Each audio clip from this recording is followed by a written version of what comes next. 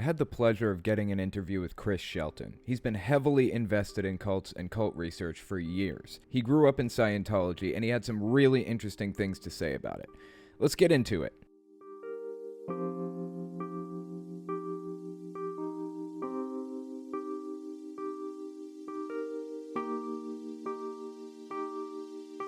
So I have Chris Shelton here with me. How are you doing? Doing good. Nice Sunday, sunny afternoon today. It's a nice day. So tell me about yourself. I haven't had you on in a really long time. My understanding is you come from a semi-religious background. Is that fair to say, you think? Yeah, you could say that. Yeah, that's one way of putting it. So I used to be involved with the Church of Scientology in a very, very deep and significant way. And I was a second-gen Scientologist, meaning I grew up a Scientologist. It wasn't something that I found when I was a young man. As most people who get into cults, that's how it works. But you have, with longer-term cult situations, you have second, third, fourth generation members who are, raised up in the group. And that has a whole other set of psychological conditions to deal with when you have that, right? Because it was never your choice to be part of it. And that was my situation. So I was grew up in Scientology, went all in with it. I was a very avid bookie as a kid. I loved reading. I loved learning. So Scientology promised the answers to everything in life, and you get to save the world at the same time. I mean, what could appeal more to a 17-year-old, especially when beautiful blonde women are saying, you should come work with us, which was the case. So I had every reason to do it. And I got involved working for the church, did that for 8 years until I was 25 years old. So right out of high school, that's what I was doing. And then I went all in by joining the Sea organization. That's SEA, as in the ocean, sea. It's a semi-naval paramilitary activity that makes up the core of Scientology, what Scientology actually is. As an organized body, the Sea Org is what keeps it there, keeps it running. So I was very central to the whole operation. There's probably a couple thousand, maybe at this point, maybe 3,000, 4,000 Sea Org members we're kind of hearing. There was a point when I was in where there were up to 5,000 members internationally, but it's a fairly small group of people, right? So I was part of that. And I did that what year was this roughly? This was 1995 is when I joined the Sea Org. So I had joined staff to work at a Scientology organization in 1987. Then I worked until 95. Then I joined the Sea organization, and I stayed in for another 17 years. I left in 2012 after much reflection and a lot of crazy abusive experiences. Which I've talked in length about on my own YouTube channel. And I wrote a book about the subject of Scientology, not a memoir of my experiences, but an actual critical analysis of the subject and a breakdown of who L. Ron Hubbard was, how it formed up into a religion, how it got tax exemption, what its basic principles and beliefs are. All of that is laid out in that book. So very fascinating. And what was the name of that book again, and where can we find it? It was Scientology A to Xenu, an insider's guide to what Scientology is really all about, and you can find it on Amazon. I have it as a print-on-demand book, so you can get it hard copy, you can get an ebook, and I also recorded the audiobook version. Very fascinating. I'm going to have to get the audiobook version. Somehow it has eluded me up to this point, but that sounds really cool. Well, I think you'll like it. There is, I'll plug one thing about it because there's one very unique thing about my book, which is it's the only place I know of in English that you have a complete breakdown, not just of the Xenu story, but everything around that story. Because if you think Scientologists have crazy beliefs because of the Xenu thing, you actually only know about 1/10 of the entire story. Even if you watched all of South Park, that's not the whole thing. Right. And people wonder, how can anybody possibly believe that? Well, I actually walk you through what the beginning beliefs are that your entry gateway level stuff that sounds way more reasonable, and gradually you are fed this information. It's not 0 to 60 on day 2 that you're walking to a church that they're going to start talking to you about Xenu. That stuff is years in the making, and it takes that long to prime somebody to believe something like that. But that actually is the tiniest part of what they believe. So that's in the book, and I don't make a practice out of plugging that a lot, but since it came up, it sounds really, really valuable, actually. So I'm glad you brought that up. So you were telling us that you joined the Sea Org, and you were part of it, Yeah. It's starting in 1995. Now, the Sea Org, for clarification, because I don't know how much my audience knows about it, but it's basically like the most zealous of the most zealous that joined this organization that's for Scientology, right? Absolutely. It's to be harsh, I could say, well, it's the extremists of Scientology. To be kinder, I could say it's the most fervent believers, the most deep believers, the most dedicated, right? That's kind of how they think Sure. of themselves. I was a member, and I was all in. I went all the way as far down as you can go in that thing, and worked very, very hard for it. I was a true believer. And I then, over a long period of time, it took me to come out of that headspace. And I officially left the Sea organization, working for it, in 2012. 1 year later, end of 2013, I was officially declared a suppressive person by the Church of Scientology, making me an enemy of that group because I had started speaking out publicly against the abuses of Scientology after I got out of the Sea Org and started learning much more than I had known when I was in. So that was, you ended up leaving the Sea Org and becoming an SP. At what year was that one?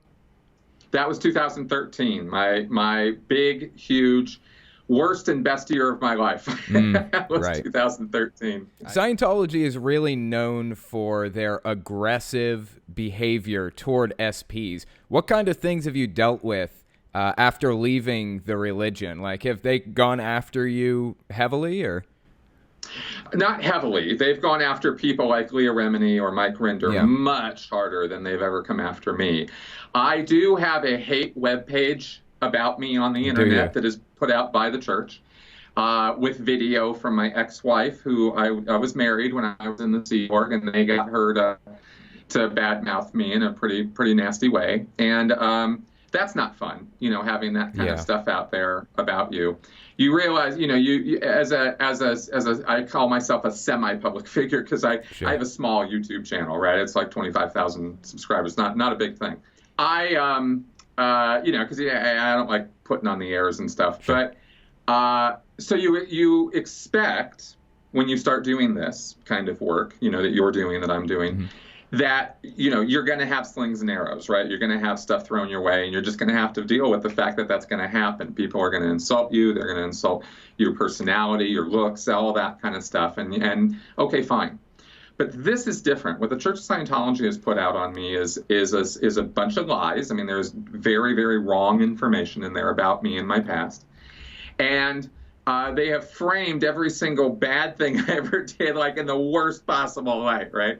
And when you're in Scientology, you confess your sins on a regular basis.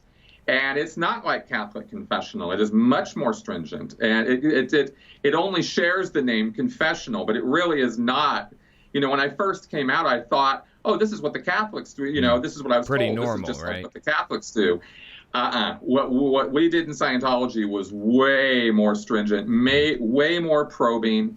You do not have a right to privacy as a Scientologist from the Church of Scientology.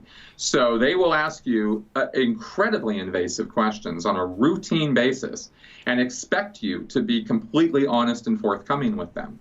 So they know everything about you pretty quickly. They even have a life history form that delves into every single sexual partner you've ever had, every illness you've ever had, any surgery you've ever had, every school you went to. There's a question on the life history to list every single friend you've ever had. That is disturbing.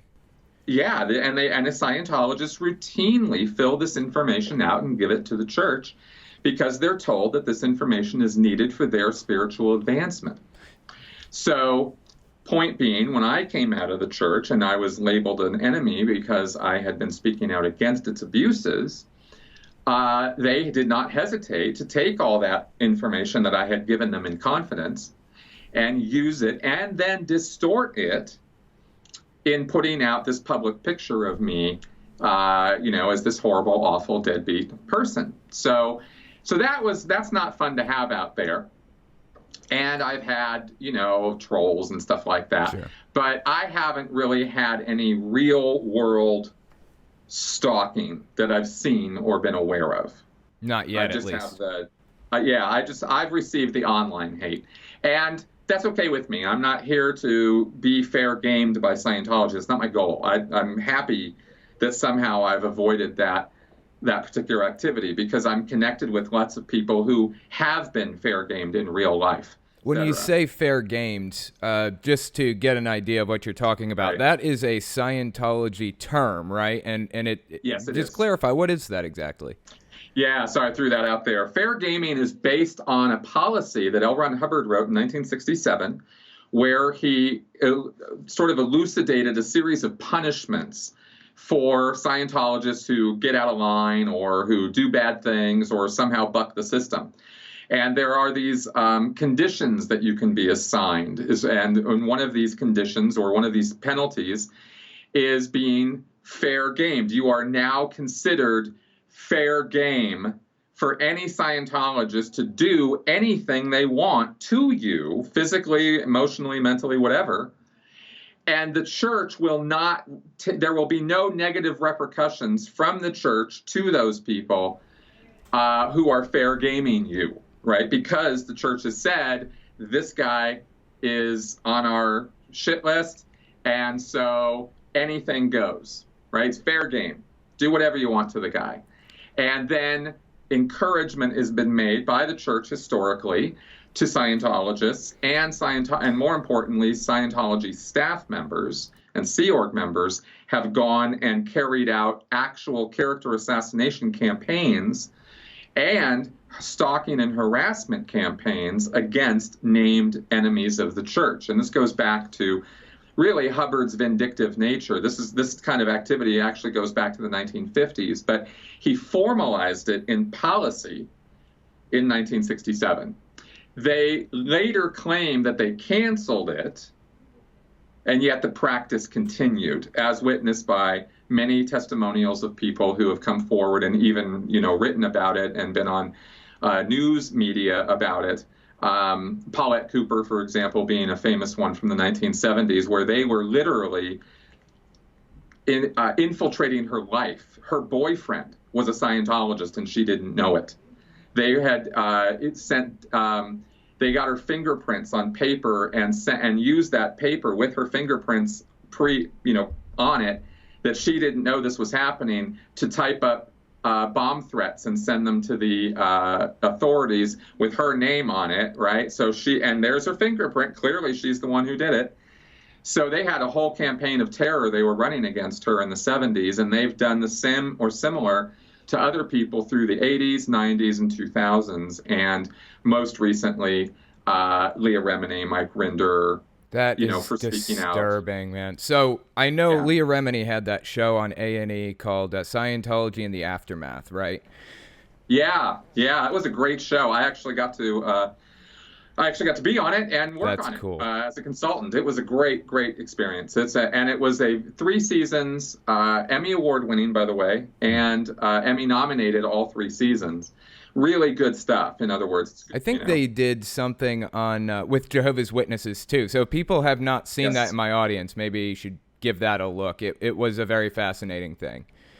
Every single former Jehovah's Witness who has come onto my channel, I've interviewed some, and I've done podcasts with former Jehovah's Witnesses, but every single one who's come on commenting about it has said this Scientology stuff is, there's so many parallels. Mm-hmm. There's so many parallels. And I learned as becoming a sort of a cult authority, really just autodidact. I'm just learning stuff as I go. And I've been very, very focused on the subject of cults for the last 6 years, ever since I got out of Scientology. So this is kind of my thing. And the parallels between these groups, it's once you learn about it, it's no surprise. But when you first realize it, when I first dawned on me, oh my God, there's a pattern here. There's a model. It's not just Scientology. Exactly. And you start realizing that there's a cult playbook. You could write it. You start figuring out what the plays are and what the moves are and how it all is supposed to go together. And then it just becomes cult 101, and that's kind of how I look at it. Yeah, that's a pretty good illustration. And actually, on that note, I was wondering what your opinion is on this, because I get asked this question a lot. Are the Jehovah's Witness leaders, the governing body, do they know what they're doing, and do they know that it's wrong? Do they believe their own propaganda and lies? What do you think about the Scientology leadership? From my understanding, it's David Miscavige is the leader, right? What do you think about the hierarchy way up top? Do you think they believe it? Well, they really does come down to David Miscavige, to be clear. There's a hierarchy that supposedly is in place, but the fact of the matter is he is the sole dictator of Scientology, just like L. Ron Hubbard was the sole dictator when he was alive and around. Until his older years, when he started literally losing his mind and went into hiding. And then that's when Miscavige took over. I do not believe, and I have said many times what my reasoning process is on this, but I do not believe that David Miscavige is a true believer. I think that he started young. He was a second-gen Scientologist, just like me. He grew up in a regular household in Philadelphia. His father got into Scientology, and then he did. And he went all in, just like I did. And he had a little bit of a vicious streak. He had a bit of a temper to him. But he had asthma, and he felt Scientology had helped relieve that condition. And he joined the Sea organization, and he rose very quickly to work under L. Ron Hubbard. During all of that time, I am absolutely convinced that he was a true believer. I think that's why he joined the Sea Org. I think that's how he got to work under L. Ron Hubbard. And I think he stayed a true believer for many, many years, even as he rose up the ranks and became the leader, the de facto leader, as Hubbard was dying. And then the real leader, once Hubbard did die, he's the one who won the power struggle. There was a little power struggle, and he's the one who ended up on top. And he just decimated everybody below him and subjugated them to his will. And over the decades, it's just gotten worse and worse and worse, to the point in the 2000s where he started implementing really, really gruesome physical debasing punishments to people and locking them up, imprisonment, really nasty stuff. So I believe by that point, by the 2000s, he was no longer a true believer. I see no indication in his behavior or even his speeches and stuff. They're all very exaggerated and hyperbolic and all of this, but they are the way he leads the organization and the things that he does are not the things L. Ron Hubbard would have done. And they're very clear, and I know that because Hubbard expressed himself in his written policies, which are extensive. There are books and books and books of them, how he wanted his organizations run. And Miscavige doesn't run his organizations that way. Scientologists, give him a mulligan or whatever, because he's the leader now. And for decades, he's leading Scientology longer than L. Ron Hubbard led Scientology. So it's his thing now. It's getting to that point, if it's not already there. So that's kind of where we're at with that, right? So he doesn't have to be a true believer at this point, because everybody below him believes he is a true believer, and that's all that's required of a cult leader, right? Cult leaders often are not true believers. However, there are many, many, many times when they are. So it's not a black and white thing. Right. It's you can call a thing a con, and the guy at the top can still be a believer, and it can still be a con. Can still be taking advantage. exactly. If he's actively deceiving people, he or she, actively abusing people, that's it. That's your cult. Those are Yeah. really the ingredients of it. It's not the beliefs, it's how they are implemented, how discipline is instilled, how former believers are treated, right? Is it an open door policy? Right. With every single destructive cult, it is not. So there are clear delineations that you can look at from a behavioral perspective that are not involved with the belief system itself, you know. And that's why the belief question to me has, at first, for many years it was very important to me, but as I've come to see the structure of this and the nature of a destructive cult being an abusive relationship, when that became clear, then all the beliefs faded away because they don't matter. That's just those smoke and mirrors to make the relationship happen. You know, so that's That why makes the sense. JWs can be so much like the Scientologists. Circling back around, you were saying that you were in the Sea Org for a long time, and I know that there's a bridge, quote unquote. I think the bridge is like the progression of how far you go in the religion, right? And from my understanding, correct me if I'm wrong here, but there are a couple of landmark points that you want to hit. Going clear is one of the first landmark points, right? And then you get into OT levels and things. How far did you go in the religion? Like, how far up did you get? Clear. I got to clear. I did not, while I was in Scientology, 27 years, I did not get to the OT levels, the operating Thetan levels. Thetan is the word in Scientology for the spiritual entity that is you, right? You are not your body. You are a spiritual entity. You have no location in space or time. You are not a physical object. You are a Thetan. It is not ectoplasmic. It's not interdimensional. It's literally something that exists without having any physicality to it. Would a soul be a good comparison, or? Yes, a soul or a spirit are the synonyms that were always used in Scientology as the most available. But a soul has the weird thing with a soul is that in Christianity and Hubbard remarked on this, and I agree. The weird thing about the soul is they talk about your soul. Your soul is going to go to heaven. And you're kind of like, okay, do I own this thing? Is this something that is mine? Because you're speaking about it in terms of ownership rather than that is what I am. I am a soul and I will go to heaven. Right. No, your soul goes, well, okay, where do I go? You know? Right. So that's the differentiation there. And that's why Hubbard didn't want to use soul or spirit because it's got all those other baggage connected to it. So he coined the term Thetan from the Greek letter theta. Yeah, and to be clear, I'm an agnostic atheist at this point. No part of the belief system of Scientology is anything I don't cotton to any of it. And I don't use it in my life, and I don't endorse any part of it. So when I talk about the beliefs and everything, if I come off like this is what I think, it's not. I'm just explaining to you what that was my next question. I was wondering what your religious disposition was now. Of course, I am an atheist also. I just kind of, when I was a Jehovah's Witness, I heard a lot of bad talking of other religions and things like that. And when I realized that they were full of it too, I just kind of, defaulted to not believing anything. So I imagine it's a similar experience for you, right?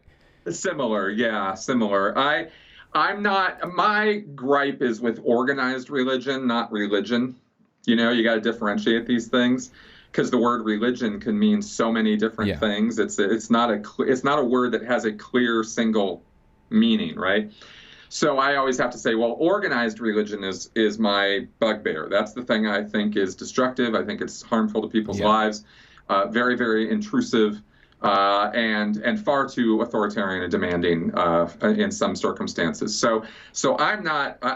My fight is against that. Right? People can think whatever the hell they want. I really don't care. They want to think about Xenu. They want to think about Christ. They want to think about Buddha. Whatever. Who am I to tell them that's not true? I don't know. Right. That's I don't know is a very important term, right? A very important phrase. So let people believe whatever they want.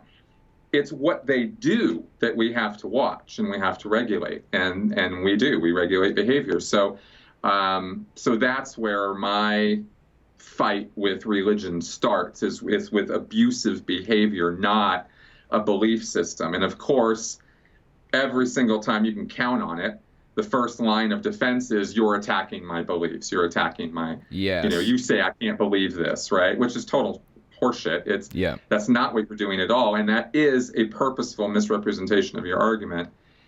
So to back you off, right? Oh, well, Could not agree with you more on that. Like, basically everything you just said, I've been preaching for like 3 years. So I appreciate that. That's really good. So you end up leaving the religion. You end up leaving in 2013, the Sea Org. How did things go after that? Like, what happened? How did things play out? Well, pretty interesting. So that year was basically a year of discovery for me, because I was suddenly unshackled from being able to look on the internet. And when you're in the Sea Org, all I'm going to say about this is your life is controlled. And I there's a lot I could say there, but I just want to kind of summarize it to, you do not have the freedoms as a Sea Org member that you have as a citizen of the United States, right, or the world. You don't have free internet access. You have filtered internet access at best, if you have it at all. Just like in China, there are things you're just not going to be able to find on the Chinese internet, right? Same thing with the Scientology internet experience for me as a Sea Org member. So Xenu, South Park, all of that was completely new information to me when I left the Sea Org. I had not had any exposure to that. A ton of critical stuff about Scientology I'd never seen or heard before. So it was a whole new world. And I'm a pretty curious guy. Like I said, I'm a bookie. I've always loved to read. I've always loved to learn. And suddenly I had all this access to information that I hadn't had before. And it was like, oh my God, down the rabbit hole I went. 3 months of doing that straight, like just every night, after work or whatever, just like, oh my God, I can't believe all this stuff. Finding out explanations for things that had happened that I'd forgotten had happened because they were so long ago, but it had not made any sense at the time it happened. There were people who were, for example, there was an incident where there was a group of folks in the Sea Org who were segregated off and put on lockdown. And nobody could go to the second floor of the birthing building, and there was a security guard there, and that's where those people were, right? And you didn't ask questions. It was not your goddamn business. Nobody knew anything about it. And I had forgotten about that because it kind of was, at a distance from me. It was just like, oh, that's weird. And it wasn't my place to question what was going on. So years later, I come out, and here's a guy who had been part of that telling the whole story. This is what happened, blah, blah, blah. And I was like, oh my God, that's what happened, right? So filling in blanks that I had forgotten were even there, learning things about L. Ron Hubbard that I had never been exposed to, with all the documentation. This wasn't just, story versus story. This was, here are his war records. Here are his medical records showing he never had a single combat experience, and he was never wounded in combat. Yet, contrary to his claims. Contrary to the entire foundation of Scientology is based on Hubbard having discovered the principles of Dianetics while in convalescence from his war wounds, post-World War II, at Bethesda Naval Hospital in California. He said he spent a year there.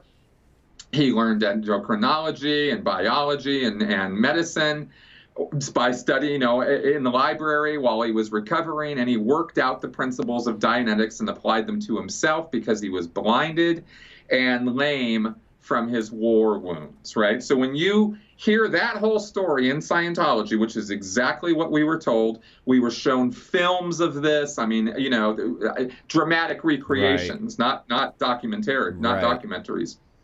And you're given this whole, the term is hagiography, the religious biography of a religious figure. We were given this ready-made hagiography of L. Ron Hubbard's entire life. And it all looked logically consistent from the data we were given. There were times and dates and photos and all kinds of stuff. So we thought, well, that's the life. And then we hear every now and again somebody out in the real world going, L. Ron Hubbard, was married to 3 women or whatever. He's bigamist, and he was a this and he was a that. And we're like, dude, you're nuts. We got the whole story right here. I don't know what you're Right. talking about. You crazy man. You making stuff Extremely up. sheltered from the world. That's really what it's Big about, right? time. Exactly. So that all being said, coming out of that and being the curious person that I am, I was in information heaven, but you also have to appreciate that I had dedicated 27 years of my life. I was 42, 43 years old at this point. Like, my life was half over. That's why I left the Sea Org, is because I realized I was not happy doing what I was doing, and I wanted a family. I wanted to move on. But I still wanted to do Scientology. I still believed in it. Now I'm finding out it's all based on lies, that L. Ron Hubbard was a pathological liar. Yeah. All of the framework of my entire life vanished. And that's not an exaggeration. I'm talking about like all the things, all the principles I had built my life on, that I had dedicated myself to. I was hardcore. I really believed we were saving the world. I really believed that what I did mattered. And leaving that was actually kind of painful for me. It was difficult. It was a very, very difficult decision. But there was also my personal happiness. And I wanted to save the world, but I also wanted to save myself. So I got out of working there, but I still wanted to do the bridge. I wanted to go OT. I wanted to have all the promises of Scientology. And now I find out, after all these years of working my ass off, struggling through some real physical abuse, that all of it was based on lies. All of it. That none of it was true. It really tears down your entire everything, right? All of it. Like, I really went all in on thinking that I was going to be an operating Thetan. I was going to get up these levels, and I was going to be supercharged, and I was going to be this powerful being, right? That was going to be able to help other people and live forever. Immortality is part of this picture, right? And I was going to be fully restored. I was going to have all my memories of all my past lives. All of this stuff was going to be what my world was going to be. And so in a matter of months, that entire foundation was entirely gone. And yet I was still living this life of being in touch with Scientologists. My girlfriend was a Scientologist. I wanted to marry her. Her whole family were Scientologists. I was in Minnesota at this point. And I was like, this is summer now of 2013. And my whole world is one of schizophrenia, because I have to act a certain way to the Scientologists. I can't let them know I've been on the internet reading all this stuff. They disown you in a second with that, right? So I had to figure out, what am I going to do here? And I was reeling. I was so angry, unspeakably angry at the betrayal and the loss. And then having to maintain this social thing at the same time with literally my fiance, right? I'm like, oh my God, what am I going to do? Everything she thinks is a lie too, but I can't just unload on her and she's going to just believe me. Her whole family are Scientologists. She's second gen, right? Her sister, her brother, her mom, her dad, all of them hardcore. So you don't just, stage a one-night intervention. You know what I mean? I didn't know what I was doing. I didn't know anything. All I knew was that everything I thought my life had been built on was gone. So I've got to know. That was, What ended up happening? Like, did you end up helping her out, or? Yeah, I ended up losing all of that. I needed an outlet badly. And so I started speaking out anonymously under a false name on an internet chat board, a forum for ex-Scientologists.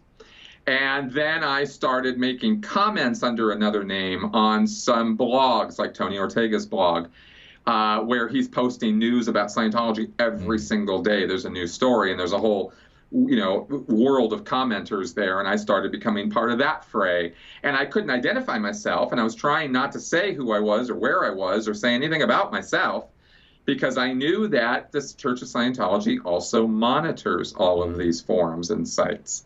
They infiltrate their way into them, and they just watch, who's talking to who's saying what, etc. So, because that's what an organization like Scientology does. I mean, it sounds ridiculous because it is, but that's what they do. That's very disturbing. So I knew that was being monitored. I knew that I had just recently come out of the Sea Org. I was not particularly considered a great person because I had just basically quit the Sea Org, right? I mean, they all hated me. So I wanted to do Scientology, but now suddenly I realized that Scientology was shit and I didn't want to do Scientology anymore. But what was I going to do, right? So I started just, online about Scientology, right? Oh, fuckers, fuck Miscavige, slappy Miscavige. I started using I was just cussing these guys out, and people were like, yeah, fuck yeah, and it was great. It was great to have an outlet. It was something better than nothing. I was still in the mindset, by the way, that psychology was bad, psychiatry was evil and must be destroyed, right? So it wasn't like there was any kind of thought that I was going to go see a therapist. Right. That's literally like telling a Jew to go see a Nazi for some help. Right. Like that was how we thought about the sites. Yeah. Very seriously. We literally believed that psychiatry was an operation to destroy the world. That's how hardcore we were anti-psychiatry. So I had to debunk myself of that too. That took a few months. Because I started questioning everything. Everything had to suddenly fall under question. And it was at that point that I lucked into finding skeptic.com online. I think I did a search for how do you avoid falling into another cult? Like come out of a cult, how do you make sure you don't go into another one? That was the question that was on my mind. And somehow that Google search led me to skeptic.com, Michael Shermer, James Randi, Penn and Teller, and the king, Carl Sagan. Very nice. And yeah, because I found the baloney detection kit. That's what I found. And that day will be branded forever in my head because it was a very significant day. I read this article about the baloney detection kit. It was in this book by Carl Sagan called The Demon Haunted World. And I went, what's that? And I went and read that book, and my life changed forever. Not because Carl Sagan's my guru. It's because he introduced me to this thing called critical thinking. And that was the anchor. That was the lifeline that I needed. And that's what pulled me through the many months and actually years of recovery from the belief system and the indoctrination and the physical and mental abuse of my experience in Scientology. So it took a long time, and critical thinking was the thing I used to drag myself out of the quicksand of that belief system. Because it doesn't, you can debunk it in 3 months and wow, look at all this information, but it's onion layers of stuff that you're going to have to deal with. And while getting the true information and stripping off all the obviously false stuff is definitely your first order of business, there are going to be more levels of stuff you're going to have to deal with. For example, it's only very recently, I've been out 6 years now, coming up on 7, I guess, something like that. Anyway, and only very recently did it really hit me upside the head that saving the world is not something I really need to be working on. Fascinating. Making the world a better place? Absolutely. I'm 1,000% on board with that. I do my damnedest every single day. But saving the world? No, there's no saving the world. That itself is it's just a thought-stopping cliche. It's just nonsense. It's mind control, right? There's no saving the world. The world is billions of people. The human mind struggles to even grasp what a billion is, much less that you're going to save 8 billion people yourself. Right. I mean, Jesus is a failure in that line. He's only got 1/3 of the world believing in him right now. He ain't saving the world. Right. And that's Jesus, right? That guy is the most promoted guy in the last 2,000 years. So you see what the point I'm making is this completely unrealistic construct that you can just use to control people. And I so hard bought into it when I was 17 years old and recruited into Scientology staff. They hit me with all the L. Ron Hubbard writings on saving the world.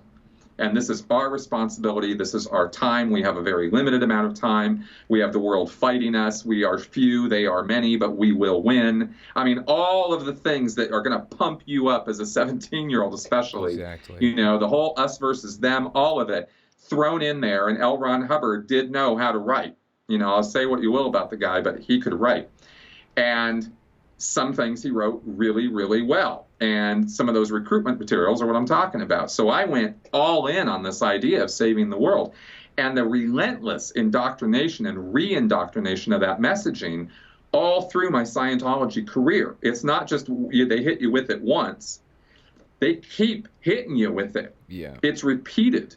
And that's necessary to keep the indoctrination in play. That's part of the mind control. So I only very recently has everything I just told you come to the fore in my own mind as something I could now look at and go, wow, this is actually impacting my life in a negative way now. I really need to stop thinking with that as a habit.